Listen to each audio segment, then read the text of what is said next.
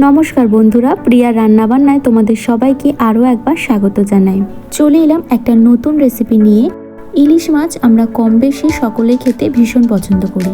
আজকে আমি তোমাদের সঙ্গে শেয়ার করব এক নতুন পদ্ধতিতে সর্ষে ইলিশের রেসিপি। পুরো ভিডিওটা প্রথম থেকে শেষ পর্যন্ত দেখতে থাকো, আশা করি তোমাদের ভালো লাগবে। এখানে দুটো ইলিশ মাছ নিয়েছি। ইলিশ মাছ দুটো আমার মা কেটে দিচ্ছে।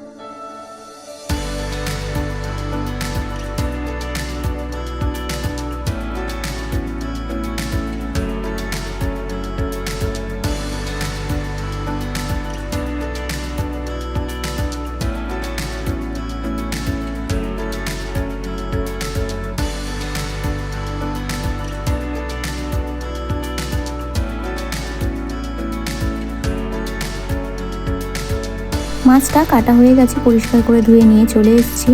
একটা মশলা বানিয়ে নেব। একটা বাটিতে দিচ্ছি 2 চামচ কালো সর্ষে আর দিচ্ছি 1 চামচ সাদা সর্ষে। সামান্য লবণ দিয়ে এটার একটা মিহি পেস্ট তৈরি করে নেব। দেখো পেস্টটা তৈরি করে নিয়েছি।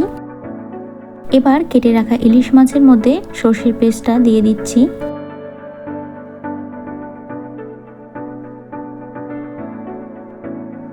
দিচ্ছি 1/2 চা চামচ লবণ আর দেব 1/2 চা চামচ হলুদ গুঁড়ো আর কালারের জন্য দেব সামান্য কাশ্মীরি লঙ্কার গুঁড়ো। এটা তোমরা নাও দিতে পারো, কালারটা যাতে ভালো আসে সেই জন্য আমি দিলাম। দিচ্ছি 2 চামচ পরিমাণে সর্ষের তেল। এবার মশলার সঙ্গে ইলিশ মাছটা খুব ভালোভাবে মেখে নেব। এই প্রসেসটা একটু সময় নিয়ে করতে হবে। মাছটা খুব ভালোভাবে মাখতে হবে যাতে মাছের মধ্যে মশলাটা ভালোভাবে ঢুকে যায়। আর এই রেসিপিটা করতে বেশি কিছু উপকরণ লাগে না।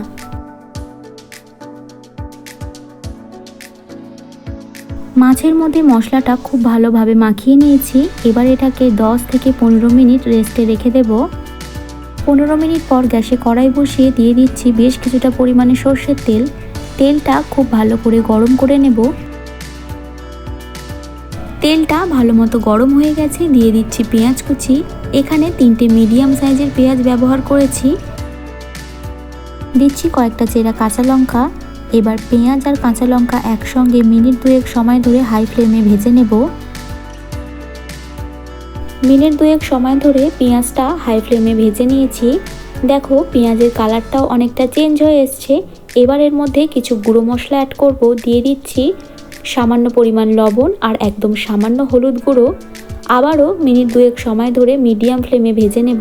লবণটা একটু বুঝে দিতে হবে, কারণ মাছ মাখানোর সময় লবণ দেওয়া আছে, আবার সর্ষে বাটার সময়ও লবণ দিয়েছি। 2 মিনিট মতো ভেজে নিয়েছি। এখন দিয়ে দিচ্ছি পরিমাণ মতো জল। জলটা একটু বেশিই দেব, কারণ এই রেসিপিটা একটু পাতলা ঝোল ঝোল খেতেই বেশি ভালো লাগে। এবার ভালোভাবে মিশিয়ে ঢাকা দিয়ে ঝোলটা ফুটতে দেব। দেখো ঝোলটা ফুটে গেছে। এবার হালকা নাড়াচাড়া করে ম্যারিনেট করে রাখা মাছটা ঢেলে দেব।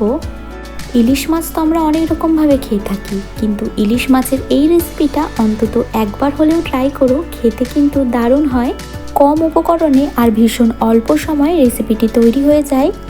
এবার ভালোভাবে মিশিয়ে ঢাকা দিয়ে গ্যাসের ফ্লেমটা লো টু মিডিয়ামে রেখে 7 থেকে 8 মিনিট রান্না করে নেব। 5 মিনিট পর ঢাকা খুলে হালকা নাড়াচাড়া করে দেব, যাতে তলায় কোনোভাবে লেগে না যায়। আবারও ঢাকা দিয়ে মিনিট 3 রান্না করে নেব। ফিরে এলাম 3 মিনিট পর। দেখো রান্নাটা আমার একদম হয়ে গেছে, এবার হালকা নাড়াচাড়া করে নামিয়ে নেব। আমার এই সর্ষে ইলিশের রেসিপিটা তোমাদের কেমন লাগলো কমেন্টে জানিও। ভালো লাগলে একটা লাইক করো আর তোমাদের বন্ধুদের সঙ্গে শেয়ার করে দিও। নিত্য নতুন রেসিপির আপডেট পেতে আমার চ্যানেলটা সাবস্ক্রাইব করার অনুরোধ রইল, আর পাশে থাকা বেল আইকনটা অবশ্যই প্রেস করে দিও। সবাই ভালো থেকো, সুস্থ থেকো।